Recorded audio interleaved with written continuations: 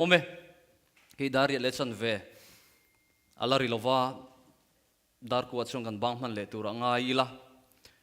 zanina hian Krista kan pan na tur atana kan kailon palina kan thleng dona kailon pakhatna akhan pathian in mihring amangai zia ti mangin kailon musaber kan han lona ti chuan kailon panhina chuan misualin Krista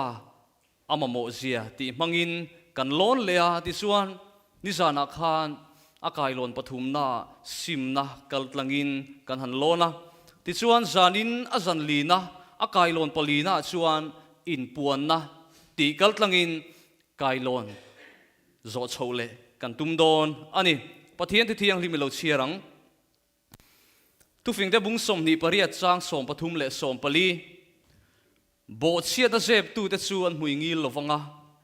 zeb lova in puanga hoisan tu te chuan zangai na an huang lalpa ti reng mi chu a enga thola thin lung ti khau tu ero chu van duaina at lutang lalpa na thu mal som ro se amen zanina hian kan thu pui tur chu in puan na nia chu wang chuan zeb lova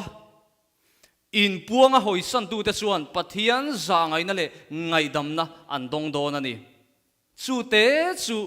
zanina kan thu pui kan in nga na ber tur ania pathian zangai na le ngai damna kan chan theina turata na poimo per chu enge zeb lova in puan chu chau chu ni sual reng reng chu chandam tu hne na puan tur ania thin lung chunga thanga sim du na awanga sual puan ani chuan chu chuan mi hring nuna danglamna a thlen thin ani atiani sual reng reng chu pathian hne na chau kan puang tur ani thin lung le ti tak zeta sim du na ne na pathian ma kan thluk lu phot chuan keima nia hian nun danglam alo thleng don ani ti hi zanina hian ko hren ten kan hriat thar le apoimo hle mai thin lung le ti tak zet sual sim du na tak tak nen khalaya kha sual sim na le sual puan na chu in ngai tlom na nun nen ani turani helai takhi apoimo in ka hria in ngai tlom na nen chu sual sim na le sual puan na chu kan nei tur ani pathian zangai na mu dan chu mol tak fel tak le chan thatak nei ania sual ngai dam na kan nei theinan hian lalpa hian enge mo thil har sa ti tur hian min ti mi alo eng tin mo keima nia in ti shom turin pathian hian min phut mi alo e thu ka sirlaya ka ril ruwa lo oma chu kan mi huai kalta te zinga ro pui berpola khovelina angai kum khuwa to tur Martin Luther ril ruwa lo oma rongbol tu ni turin in buas saya chu muna chuan anuna ruwa ka oma ngaidam ngai ni nen hria thamuan na mamo ema ma se chu abei saya chu eng angin nge dona tum kha amma a intire theya cho te voi tam tak a eilowa atak sapon na sat takin atuarani ma se abei sei ngaidam na le thamuan na chu tiang taka atak sa ati hre om chung po chuan adong thei mi lawani ti kha in do na ro pui kan cher chuan kan hu thei ani khatiang anga in ti hre oma he sual ngaidam na dong tur hian lalpa hian keini hi min bei sei lawani ti zanina hian kan hriat apoimo ema amma ero chu asual na te zeb lova puang tu chuan zangai na amudon ani ti achan na zok chu ni tani keima ni lam in ti hre omangai lo kan taksa hi hrem kual vel eng mangai lo reng reng amar chu zeb mi lova akil khor ber thlenga lalpa engkim mai min mutlang vek tu ma hian nang le ke hi ani na taka chon saruak le in hong sa vek kani min mutlang vek chu wa som pathian ma chuan eng ma zeb ru ki om tur ani lo shrim kan camping na khan puthlenga na ti ka ti to kha kan nun chung ril tak tak han phor don chuan mun fian rial hi a om mo khop mai ati kha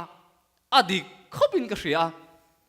kan kal hlaviau toy mo kan ti nu po hian cái mà ni kan hanin bun ruak tak tak mai chu enge mo reflect te mi hring tho mai mo ti ol tak ani mà sẽ ani na taka chung kan puan ma po khan pathian ne na kan thlen ma po khan lalpa chuan chu sual kil khor ber thleng chuan min hutlang vek tho chu wa chuan zani na hian kan ti thei om chuna chu akil khor ber thlenga engma abowa bang om lova pathian ne na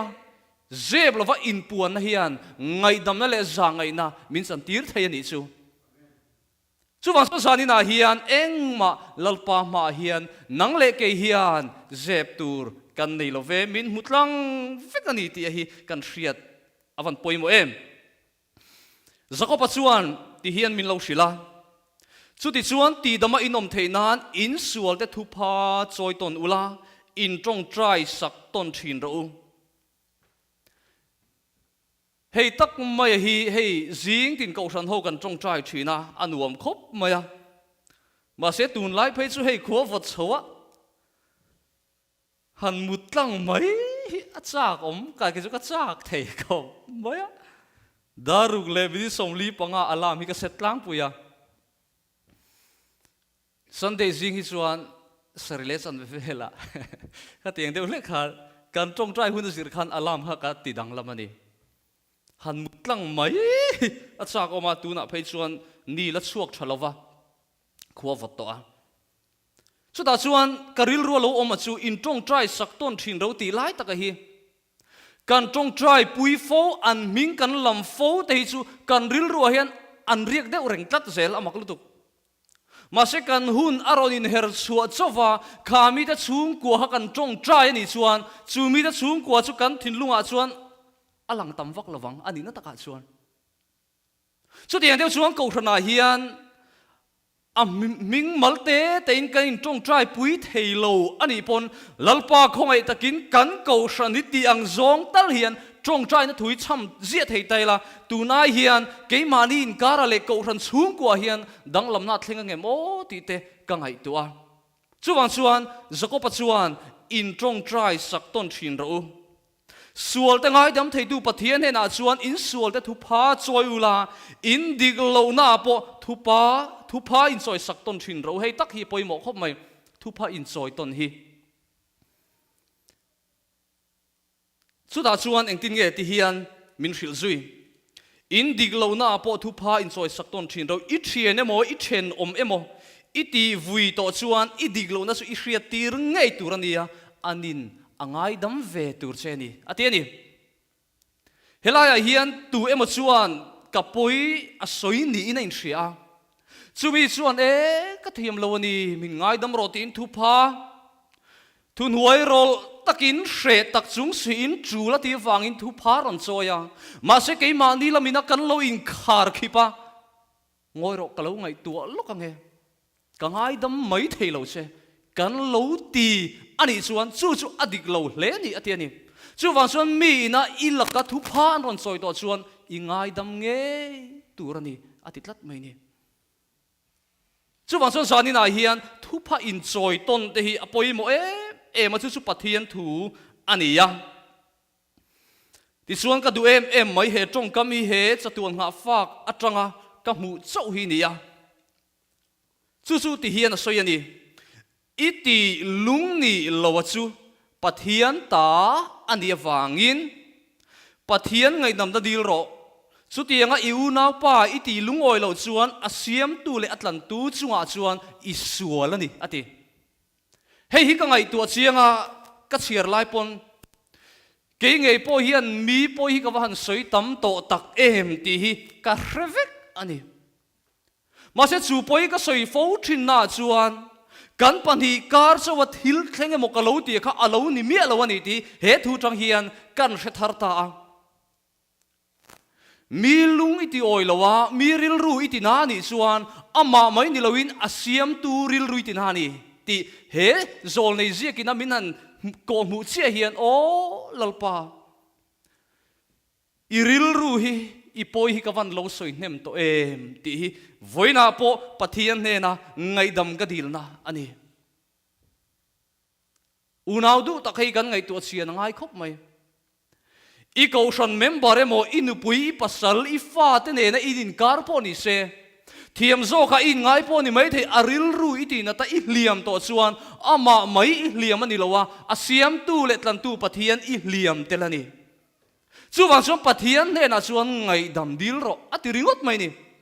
chuwang chuan sani na hian pathian ne na hian ngai dam dil na turi kan nga karing pathian ril ru hi engangin nge nang le ke hian kan long ti na to le asiam tu le atlan tu chunga chuan thil sual iti awangin pathian ne na chuan ngai dam dilin tong tryang che min ti ani unaw du tak chu chu kan mabak poimo ultuk ania sim na hi om tu reng ani ti kan la hriat chian lova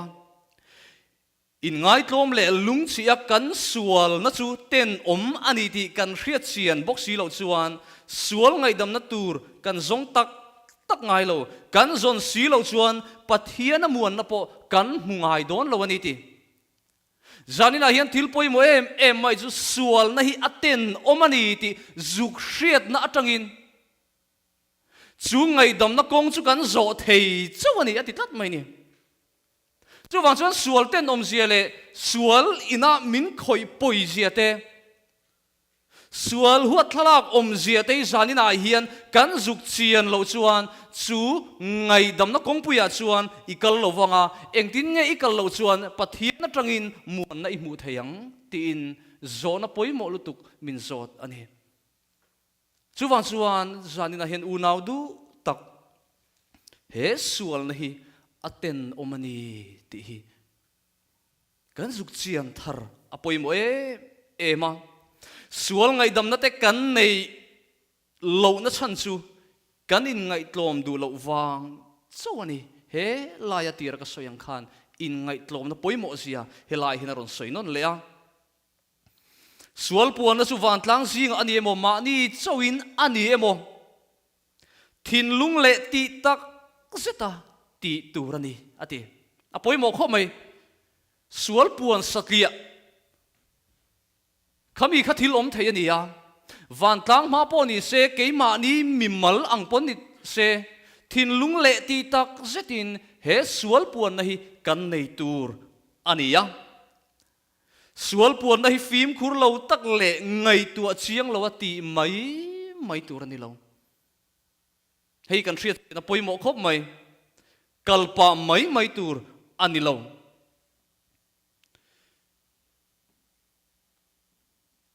suta chuan ti hian a soi chun zom le a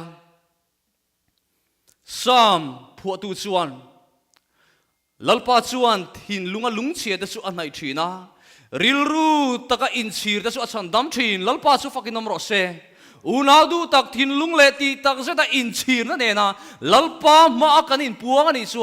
ani chuan min ngai dam don ani chuan min siam thar le don ani chu din muna chuan nang le ke hi kan ding theya ma se thin lung le ti tak zetin thin lung chia in anen pana in chira anen kan thlen phot chuan ani chuan athonin min kir tir don lo kan be se yang nge nei chung chuan chu mun atang chuan ngai dam ni in lalpan min kir tir don alo ni in puan adik tak chuan om dan dang lambik nein asual na bik chu hra chuak thina chu tiang sual na the su pathian nen chawa thlen chi a om theya until ti diglo na nen ngeya puan tur sual te po a om thei bok ti chuan hela hian tien achun zom le a mi pui zinga puan chi sual om theya mi pui zinga puan chi chu mi pui zinga nge a puang tur ania amai ro sual puan zong chu a chiangin adik tur ani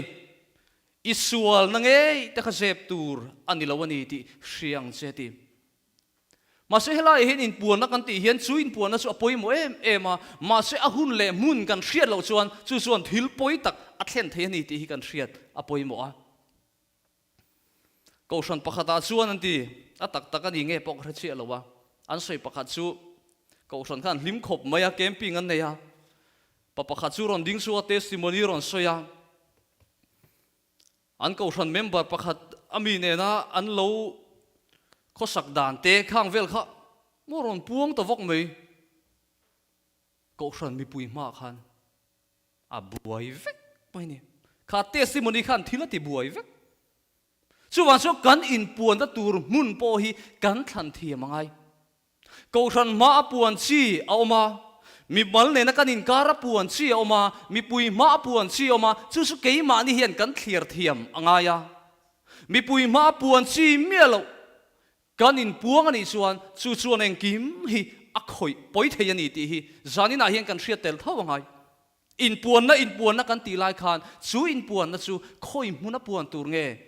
eng tianga puan tur nge mi pui ma nge mi mal ma ti te po kan ngai to tel atul khop pani ti hela hian chiang takin min hril boka sual sim na le siam than na tak tel lova sual puan na chu pathian lom zong ani lo in puan na satlia in siam than na tak tel siong si lova in puan na hi pathian hian alom mi alawati hei apoi mo khop mai ol som de nia ka thiam lo ni min ngai dam ro ti mai chu then khat chuan kan har sat view line then khat chuan ol som takin an ti thei mai ma se su di lai chuan kalpa lutuk mai ami nga dam ro ka thiam lo ni han ti zung zung ang chi te keima ni nu na po pathian ne na kan in kara po lalpa ka thiam lo ni ti satlia oma thin lung ke som na le thin lung chia in sir chu ka pathian ne na lalpa min ngai dam ro ka ti dik lo ani ka thiam lo ani ti awm boka chuwang chuan in siam that na tak tel lo in puan na ringot hi pathian hian adu lova alom lo ani ti kan hriat apoi mo a nuna hian danglam du na tak ril ruwa du thlan na om tur ani hei hi poi mo khop mai danglam du na in siam that du na tak thin lung kan putur ni ya pathian du lo zong thil reng chu kan da bo vek tur ani atiani zanina hian keima ni nun theu kha hanin chut keu taila hanin x-ray taila enge keima hian pathian du lo zong omle eng hinge ka kalsan ngai eng hinge ka pai bo ngai eng hinge da that ngai chung zong su in ngai tuila zanina lalpan nang le ke min som na chu pathian du lo zong reng ke ma nia oma hi da bo du na thin lung nen lalpa min tran pui ro zan ma salama kan soita kan khan chu da bo thei turin nang le ke hian theina pakhat ma kan nei lowa ma se ke ma lo chuan eng mai ti thei lo ti tu eng kim ti thei pathian ne na nang le ke hi kan tu lu ta ni phot chuan chu kan thei lo kan da bo thei lo hi lalpa khongai na le tran pui na zara kan da bo thei ze don ani chu avan nga le lom em tero chu nun chu misual chuan mi da khamte apek kira athil ruk te apek le a nun na dan te azoa kholo na engma ati lo chuan anung nge yanga athilowang amoi katia Ezekiel abung som thum pathum chang som panga ania kholo na ama chuan engma a omlo ani chuan chumi chu athidon mi alo anung don ani ti in heta hian min hril ani chuwang chuan kan ni tin nun hi ulu taka kan man hi avan poimo te lul em tero u ti chon helai hen zirlai poimo lutuk mai aron la chuak le a evile adama khan theira ethian lo an ei nu khan an laka thil lo thleng turte an chunga hremna lo thleng turte chumi pialama chuan an zak em boka chuta chuan an ril ruwa omma saper chu sual chuan lam tur le thina lo om tak laka tang chuan eng tin nge an him theyang ti khan chuan lam tur helai taki zanina hian uluk takin ka thu soi ngai thatu zong te loin en ta ila keima ni po hi enge kan an vele lalpan an suala chung chang a han zo khan adama chuan suala chu pathian chunga le ako pui chunga put huk tumin achang ani ati enga tinge Adam anti rual khan lalpa ka thiam lawani ka dik lawani ti mai ta se voina ka chir lai ka ril rual lo om dan su khami muna khan lalpa ka thiam lawani tu ma ka pu lo ni ta se anu pui po ka pu lo ni ta se pathian po ka pu lo ni ta se heti em an sia hi kan dong lo de wang a te ka ti asa chung ai dam thei tu pathian ani tlat na fangin ma se chu lam reng ni lovin lalpa isiam e vi wang hi lom chu mo pu tu ra zong tlat mai ni chu Adam asuan mi om pui tu ra i mei se mi pek ngei khan thing ra chu mi pe a ka ei ta ni ama kha thiam lo in chan mia lo a thiam lo jok chu anu pui kha ni dai ama kho mai chu mi hring nun hi lo ni tlat maya mei chia la chuan engtin nge chuan lama siam ve kha lalpa ni e ke ma lom ti lam reng om chuang lo ni po chu rule amo chiat le ta dai mai rule mi te dera ka ei ta ni enga tinge rule siam eng wangin nge eden huana kher chu rule chu i local tir ani na taka chu ama lam ni lowin siam tu zo ka ta po hian amo pu chu ani tlat mai ni chu dian te so ke mani sual na le ke mani thil ti dik lo tam taka hian ka dik lo ani ka fel lo ani ke ma wang ani ti a hian midang mo pu hi a ol khop mai abi takin nu le pa tam tak chak lo na chu ni kan fa te kan tu te sual na ain midang sual na kan mulian fourteen midang tam tak chuan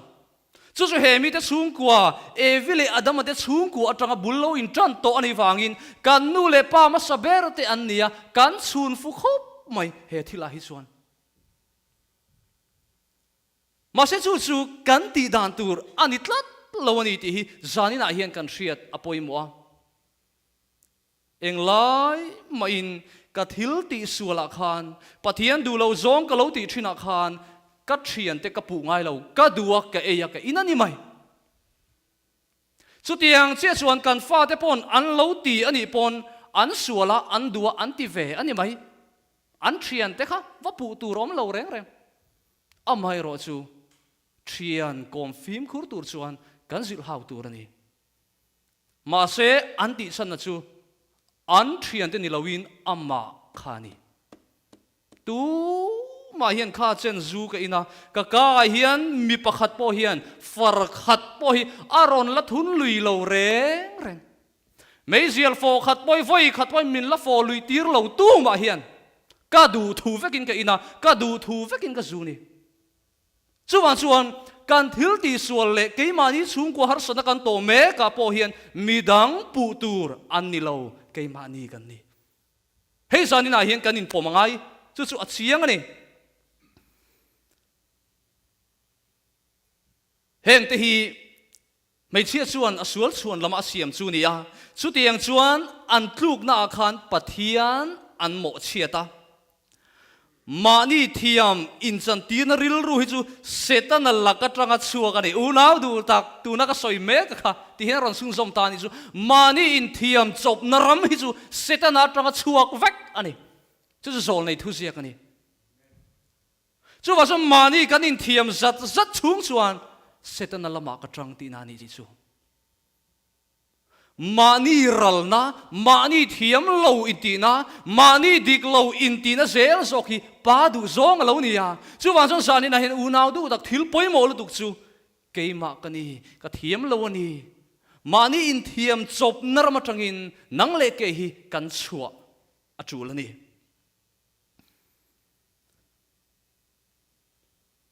sual sim na dik tak chuan